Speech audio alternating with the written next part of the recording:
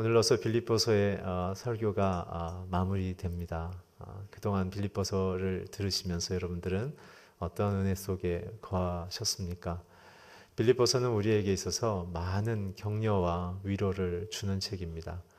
특별히 빌립보서의 키워드를 잡자면 기쁨, 그리고 오늘 다루게 될 만족에 대한 부분입니다. 빌립보 교회는 말씀을 여러 번 드린 것처럼 내적인 외적인 어려움 속에 빠져 있었습니다. 첫째는 영지주의자들이 교회 속에 침투해서 교회의 참된 복음을 흐트러 놨죠. 그 흐트러 놓는 핵심은 예수의 십자가의 죽음에 대한 오해와 갈등을 일으켰습니다. 그들은 육체는 악하고 영혼은 선하기 때문에 아무리 이 땅에서 복음 안에 있어 봐야 우리가 죽을 때 육체가에서 영혼이 빠져나올 때 그 영혼이 순수해지는 것이지 우리의 몸은 영혼이 해결될 수 없는 현실의 삶은 그렇다라는 얘기. 그래서 극단주의적인 두 가지 방향으로 흘러가게 됩니다. 하나는 세상을 떠나 사막이나 광야로 나아가서 세속을 끊는 그리고 고행을 하는 그런 식의 극단적인 영지주의자들이 나타났고, 또 한편에 세속적인 영지주의자들은 어차피 우리는 구원을 받았고 우리의 몸은 깨끗해질 수 없으니까 세상 사람들과 똑같이 타락하고 음란하고 악행을 저질러도 우리는 어차피 예수의 구원 받았기 때문에 죽은 순간 우리는 구원받을 것이라는 굉장한 엉뚱하고 이상한 신앙으로 사람들을 몰아갔던 것이죠. 그것에 지금 흘러가는 것이 한국 사회에 있는 거의 대부분의 이단 종파들입니다. 그래서 그들 안에는 구원이 없습니다. 참된 예수를 믿는 자들은 우리의 몸을 거룩한 산제사로 드리라는 사도 바울의 그 메시지를 기억해 본다면, 또한 예수님의 너희가 나의 참 제자가 되어지고 거룩한 빛의 자녀로서 의와 순결함을 통해 살아가야 된다는 그 명령을 우리가 기억해 본다면, 그것은 여전히 예수의 이름으로 우리의 편리성과 우리의 욕구를 채우려는 아직 예수를 모르는 자들의 편에 있는 사람들과 같은 심령인 것이죠. 그것이 외적인 환경이었고, 내적인 문제는 무엇이었냐면 사도 바울이 교회 리더임에도 불구하고 로마의 포로로 잡혀 있어서 교회 리더십의 부재 현상이 일어났다는 것입니다. 거기에 더하여 열심히 있는 성도들 간의 갈등으로 인해 교회 내부에서는 분열의 현상까지 일어났다는 것이죠. 그럼에도 불구하고 빌립보서는 기뻐하라고 얘기하며 그렇게 우리가 믿는 신앙과 다른 인생의 모습들이 어지럽게 널려 있음에도 불구하고도 만족하라고 얘기하고 있습니다. 오늘 바울은 우리에게 보여주는 모습은 하나님의 부름을 받은 승리자의 모습이라기보다는 부름을 받았으나 많은 갈등과 고민 속에 문제를 해결해 나가는 그러한 순례자의 모습으로 나타난다는 것이죠. 사랑하는 성도 여러분, 오늘 저와 여러분이 예수님을 사랑하고 따르고 그분을 높이고자 하는 그러한 인생의 목적으로 살아가고 있지만, 그러나 실상 저와 여러분의 삶에 다가오는 여러 가지 현상과 사건들을 들여다보면 이렇게 빌립보 교회가 겪고 있는 어지러움 속에 우리는 어떻게 해야 하는 것이지? 라는 환경 속에 머물러 계시지는 않습니까? 진정한 영적인 삶이 무엇인가 하면 이렇게 우리의 힘으로 제어될 수 없는 인생, 우리의 힘으로 결정 지을 수 없는 우리의 인생의 사건들 앞에서 진짜 우리는 어떻게 살아가야 되는 것인지를 배워가는 게 참된 신앙인 것이죠. 그 신앙의 핵심은 무엇이냐면 내가 내 인생과 세상을 결정하거나 조종하는 사람이 아니라 하나님이 내 인생을 결정하고 움직여 가신다는 그 참된 현실을 받아들이고 배워가는 과정이 신앙입니다.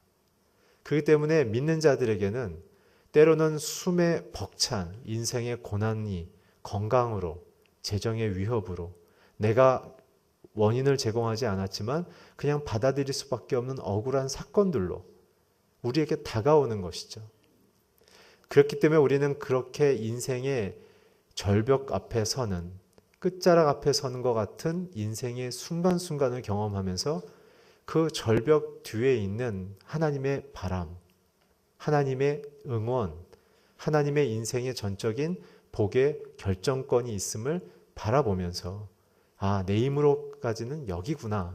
그러나 이 너머에는 하나님의 붙드심으로만 갈 수밖에 없구나 라는 우리의 인생의 한계를 경험함을 통해 주님의 그 전능하심, 주님의 그 붙드심, 주님의 그 위로하심, 주님의 그 베푸시는 한없는 은혜만을 구하는 인생으로 변화되기 시작한다는 것입니다. 그렇기 때문에 많은 사람들의 신앙의 방향을 제가 늘 점검해야 된다고 말씀드렸죠. 우리는 주님의 힘을 빌려서 내가 원하고자 하는 방향, 내가 이루고자 하는 그 목표에 더 가속화하거나 더 확실히 그것을 확보하는 방식으로 주님을 향하는 믿음의 내용을 가지려고 하지만 그러나 정작 하나님이 우리에게 제공하는 방식은 우리가 디자인하는 인생의 방식과 해법보다 우리에게 주시고자 하는 하나님의 그 해법과 방향이 더 놀랍고 더 위대하며 더 복된 것인 것을 깨달으라고 자꾸 저희를 그 인생의 병목 현상 앞에 그 무기력 앞에 세워나가시는 것입니다. 사랑하는 성도 여러분, 오늘 빌립보서를 마감하면서 사도 바울의 심경을 기억합시다. 사도 바울이야말로 절박하며 오해 가운데 마음이 복잡하며 자기가 세운 팔로워들 앞에서 오해와 멸시 속에 그 리더십이 흔들리고 있는 상황이지만 오히려 그는 빌립보 교인들을 향하여 예수의 마음을 가지십시오 라고 얘기하면서 우리의 처지는 원래 그렇게 여러 가지 형편에 처하면서 우리는 예수 안에 거해가는 방식의 인생을 사는 것입니다 라는 담담한 어조를 던지고 있다는 사실입니다. 사랑하는 성도 여러분, 오늘 여러분들이 있는 그 위치가 예수님 안에 거하는 출발점이자 축복의 자리인 것을 믿으시길 주의 이름으로 축원합니다. 오늘 주님은 거기에 계십니다. 내가 원하는 자리, 내가 이루고자 하는 자리에는 주님이 없습니다. 오늘 주님은 우리의 눈물, 우리의 고통, 우리의 절망, 우리의 상실 속에 주님을 향하여 빈손을 피는 도움을 구하는 그 자리에 주님은 우리와 함께 하십니다.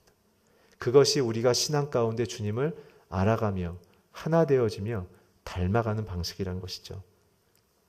그래서 성도들이 갖는 그 신앙의 삶, 내가 내 인생의 결정권자가 아니라 주님이 내 인생의 결정권자이며 내가 꿈꾸는 꿈보다 내게 허락하신 하나님의 그 삶이 더 위대하며 아름답다라는 그 마음을 확신해가는 과정을 통해 우리가 가져야 될 태도는 딱 두 가지입니다. 순종과 인내. 그 주님이 내게 그 뜻을 이루실 때까지 기다리는 것이며 그 과정을 통하여 우리는 어떠한 유익을 얻게 되냐면 시편과 많은 구약에서 이야기한 것처럼 우리 안에 있는 불순물이 다 타버리는 그 기다림과 그 인내의 시간과 하기는 어렵지만 순종해야 되는 나를 낮추고 무릎 꿇히는 그러한 시간을 통해 주님의 그 성품과 그 붙드심 안에 우리의 불순물이 다 타버리는 과정을 통해 우리는 정금 혹은 순수한 은과 같은 존재로 우리는 순도가 높아지기 시작하는 것입니다. 그게 빌립보서의 핵심입니다. 그래서 우리 보고 기뻐하라는 것입니다. 우리의 현실에 내가 조절할 수 있는 이 작은 인생이 아니라 아무도 주목하지 않는 자기의 고집과 자존심만 있는 스스로 자기를 높이는 방식으로 살아가서 고통하는 인생이 아니라 오히려 그것을 낮추고 비움을 통해 오히려 순도가 높아지고 빛이 날 만큼 아름다워지는 하나님의 만지심을 통해서 우리는 그 고난과 순종의 과정을 통해서 이제는 나는 침묵하지만 세상은 나의 침묵 속에 있는 하나님의 음성을 듣고 내 인생을 주목하기 시작하고 나는 내 뜻을 내려놨지만 그러나 그 내려놓은 빈손과 빈 발을 통하여 주님의 위대한 일이 흘러가고 펼쳐가는 그 일을 통해 세상은 감동하며 전율하기 시작한다는 것이죠. 그래서 사도 바울은 내가 감옥에 묶여 있는 것 같으나 너희들에게 복음이 진보하고 있음을 나는 기뻐한다 라고 얘기했던 것.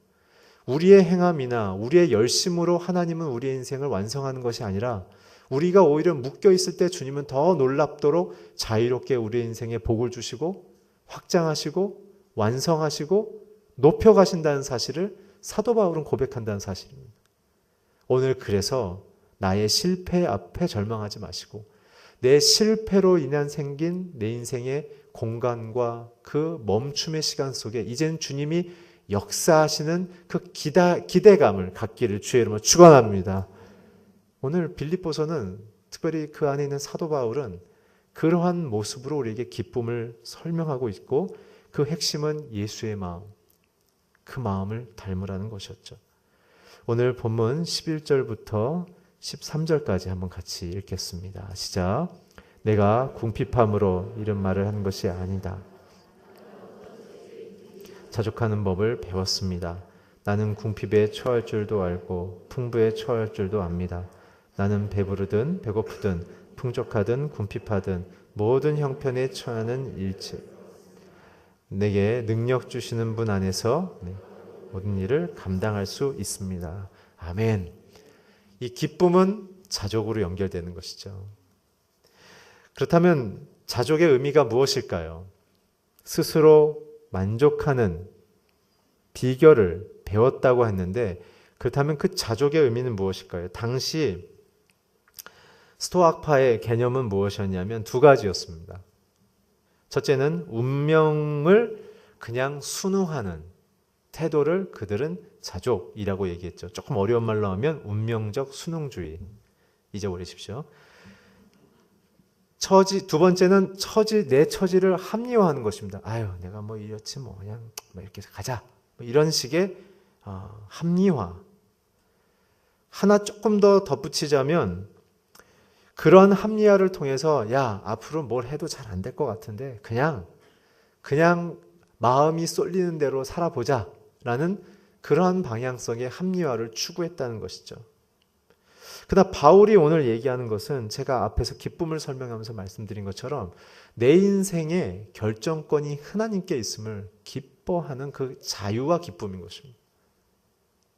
내가 사람들 앞에 자랑하고 무시당하지 않는 그러한 어떠한 성취와 높은 성과, 부러움을 사는 방식으로 만족하는 게 아니라 설사 그 반대 방향으로 내려간다 할지라도 거기에 하나님이 나를 다시 날아오르게 하는 반등의 성화의 과정이 있을 것이라는 그 기쁨, 그 기다림이 있는 것, 그것이 자족이라는 것이죠.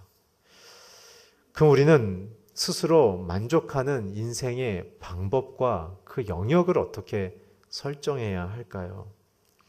오늘 11절에 보면 그 영역이 나와 있습니다. 첫째는 내가 궁핍함으로 말하는 것이 아니다 라고 얘기하죠. 12절에 보면 이렇게 얘기합니다. 내가 궁핍함에 처할 줄도 알고 풍부에 처할 줄도 알고 배가 부르던 배가 고프던 풍족하던 궁핍하던 이 상반된 두 양극단의 어떤 위치에 있든지 간에 나는 어떤 상황에 처할지라도 나는 스스로 만족하기를 배웠습니다 라고 얘기하는 것이죠. 그 때문에 자족의 범위는 모든 상황인 것입니다. 저와 여러분의 성공, 저와 여러분의 실패, 저와 여러분의 배신을 당하거나 혹은 누구를 배신하는 행위를 하는 부끄러운 내 인생의 인격 앞에서조차도 어떤 면에서는 나의 그런 약함을 하나님 앞에서 그냥 인정하는 자유와 자기를 내려놓는 마음이 자족이라는 것입니다. 그러나 저와 여러분의 어려운 문제는 무엇입니까?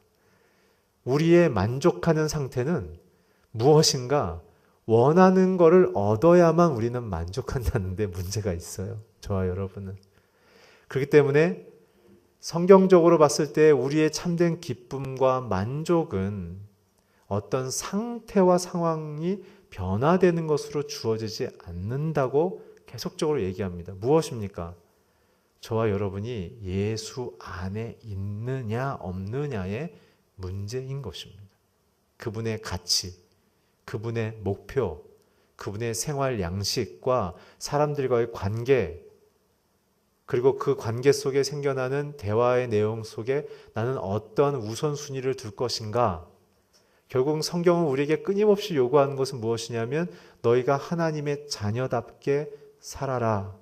그러면 이 생과 내 생에 너희를 하나님의 영광 안에서 높일 것이다. 그래서 주님이 얘기하시죠. 높아지려 하느냐? 그럼 낮아져라. 왜냐하면 높이시는 분이 누구라고요? 하나님이시기 때문에. 그것이 우리의 만족의 상태라는 것입니다. 어떤 상황에 있느냐가 문제가 아니라 그 상황 속에서 나는 하나님 안에 그 가치와 내용을 기쁨으로 붙들고 살고 있는가에 대한 이야기입니다. 그래서 고린도후서 11장 23절에서 24절에 보면 사도 바울은 자기의 인생의 전 인생 속에 어떠한 수치와 모멸감과 죽음의 위협을 겪었는지에 대해서 굉장히 자세히 적어놓죠. 그 앞절에는 또 뭐 어떻게 적어놨냐면 읽진 않겠습니다. 제가 여러 번 얘기했기 때문에 자기는 가말리엘 학파고 거기서 수석 졸업했고 그리고 나는 유대인이며 로마 시민권이 있는 자이며 나는 장래에 촉망받는 예루살렘의 리더십이다. 사회정치 리더십이다. 종교 리더십이다라는 그러한 높은 사회적 위치와 가능성이 있음에도 불구하고 사도 바울은 예수 그 이름 하나 때문에 상황에 관계없이 그분의 가치만을 전하기로 기뻐하는 그 모습, 그것이죠. 저는 그걸 보면서 이런 묵상을 했습니다. 정말 진짜 우리의 인생의 감사가 무엇일까? 그것은 고난에 처할지라도 혹은 기쁨에 처할지라도 주님이 나를 어떻게 성장시키시고 어떤 사람으로 변화시켜 가는지, 곧 예수를 내가 어떻게 닮아가는지에 대한 그 열매로 기뻐하는 것이 참된 기쁨이고 감사라는 것이죠. 여러분들이 고난 속에 계실 때, 아, 내가 지금 불순물이 빠지는구나. 내 안에 무엇인가 고쳐져야 될 것을 하나님 나에게 무장해제시키시는구나. 두 번째, 여러분들이 승리하고 성공할 때는 아, 하나님이 나에게 이제 주님의 영광의 기쁨이란 것이 무엇인지, 내 힘으로 성취되지 않는 내 인생의 현실이 어떤 것인지를 깨닫게 하는 감사를 주신다. 그렇게 생각하시면 되는 것이죠. 그래서 우리가 갖고 있는 그리스도인의 태도, 영성은 무엇이냐면 주님이 내 능력의 근원 되신다는 사실을 첫 번째 고백하는 것입니다. 13절이죠. 내게 능력 주시는 분이라는 고백. 능력이 내 안에서 나오는 것이 아니라 주님께로부터 나온다는 사실을 기억하라는 것입니다. 두 번째는 무엇입니까? 내가 그분 안에 있느냐 없느냐를 늘 체크하라는 것이죠. 그렇기 때문에 저와 여러분의 인생의 능력과 인생의 목적은 예수 그리스도입니다. 그분 안에 거하십시오. 그분이 내게 뭘 원하시는지를 물으십시오. 그리고 들으십시오. 그것입니다. 그래서 참된 믿음은 무엇인가? 그러한 예수님의 목적과 그 능력을 빼앗아 가려는 세상의 이 권력과 이 거짓과 타락 앞에서 그것을 지켜내며 사는 것이에요. 그 삶의 방식과 그 삶의 내용과 그 삶의 가치를 살아내는 것이 성도들의 전부입니다. 우리는 많은 OBC를 하고 큐티를 하고 설교를 듣는 이유는 무엇입니까? 성도답게 살기 위해서입니다. 들었기 때문에 우리가 성화되지 않습니다. 들었기 때문에 성숙하지 않습니다. 도움은 됩니다. 그러나 진짜 내 인생의 진보와 능력을 경험할 수 있고 하나님의 영화로운 목표가 완성될 수 있는 방식은 무엇이냐면 오늘 임직되셨지만 직분도 아니고 내 신앙의 경력도 아니고 목살에서 잘 사는 것도 아닙니다. 오직 말씀을 살아내고 있느냐의 문제인 것이죠. 그 살아내는 자들은 자족의 기쁨이 뭔지를 압니다. 환경보다 더 큰 하나님의 그 위로와 사랑과 그 약속이 무엇인지를 기뻐할 수 있는 것이죠. 그러나 교회 안에서, 가정 안에서, 직장 안에서 내가 한 만큼 어떤 보상과 인정을 사람들로부터 요구하기 시작하면 그 하나님의 자족의 기쁨은 사라집니다. 오늘 여러분과 제 인생 속에 어떤 형편에 취하든지 그 예수의 능력, 그 예수의 사랑, 그 예수의 위로, 그 예수의 생명이 저와 여러분의 인생을 가득 채우며 이끌어가길 주의 이름으로 축원합니다. 그것이 만족인 것이죠. 그렇다면 그 자족의 근원이 무엇일까요? 방금 말씀드린 예수 그리스도입니다. 이 모습은 예수님이 우리에게 모범을 보이셨죠. 그것이 예수의 마음이라고 강조한 사도 바울의 그 열띤 목소리 안에 다 담겨 있습니다. 빌립보서 2장 5절에서 8절까지 보면 예수님은 낮아지셨죠. 그분은 스스로 만족을 찾기 위해 자기의 모든 영화로운 하나님의 그 본체의 영광을 고난과 죄악의 세상 속으로 들어오셨습니다. 왜요? 그분의 기쁨은 무엇이길래 도대체? 저와 여러분을 살리고 싶다. 저와 여러분을 살고 싶다는 그 이유 하나로 자신의 영광과 명예와 그 권세와 그 능력을 기꺼이 다 버리고 내려왔다는 사실이에요. 왜요?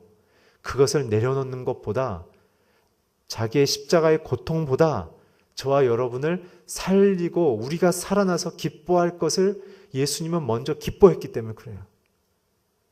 그래서 자신 앞에 있는 그 십자가의 부끄러움과 수치를 개의치 아니하시고 영원한 기쁨을 위하여 자기를 내어주셨다라고 성경은 기록하고 있지 않습니까? 그리고 그분은 높아지셨죠. 왜 높아지셨습니까? 구원받은 성도들을 끝까지 책임질 다시 그 권위자가 되어줘야 하니까. 그분의 유일한 기쁨은 자신의 하나님됨보다 우리를 살린 그 사랑의 기쁨인 것이죠. 그것이 예수님의 자족의 내용입니다.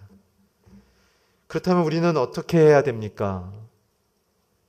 자막을 통해 함께 읽길 원합니다. 사도행전 3장 6절을 함께 자막을 통해 읽어주십시오. 시작. 베드로가 은과 금은 내게 없으나 내게 있는 것을 당신에게 주겠소.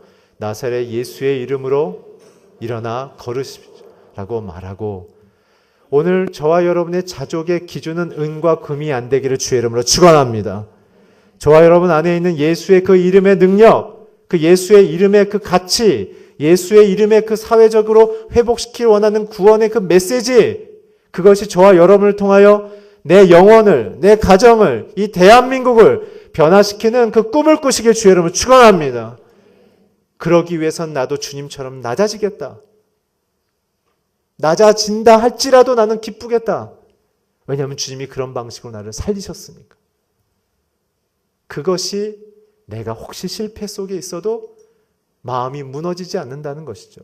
그 복음의 내용대로 살다가 잠깐 궁핍함과 낮아짐 속에 빠진다 할지라도 마치 십자가의 죽음 뒤에 주의 영화로운 부활을 꿈꾸듯, 주님, 내가 주의 이름을 위하여 낮아졌사오니 이제 주의 손에 내 영혼을 맡깁니다. 주의 영광을 인하여, 다윗이 고백한 것처럼 주의 이름을 때문에 나를 의의 길로 인도하여 주시옵소서. 그러한 담대한 기도가 선포되기 시작한다는 것이죠.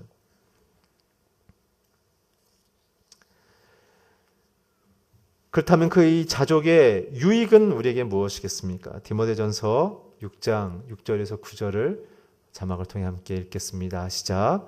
그러나 스스로 만족하는 일 있으면 큰 유익이 된다. 우리가 세상에 아무것도 갖고 온 것이 없으니 떠날 때도 아무것도 없다. 우리가 먹을 것과 입을 것이 있으면 이것으로 만족해야 한다. 유혹과 올무, 여러 가지 어리석고 이런 것들은 파멸과 멸망에 빠지게 한다. 하나님이 주시는 그 능력, 은과 금이 아니라 나사렛 예수의 이름, 그 구원의 능력, 치료자의 능력, 통치자의 그 능력, 그분이 우리의 전부가 되기를 주의 이름으로 축원합니다. 마지막으로 오늘 본문 9절에 14절에서 20절을 함께 읽어주십시오. 시작. 여러분은 내 환난에 함께 참여했으니 잘했습니다.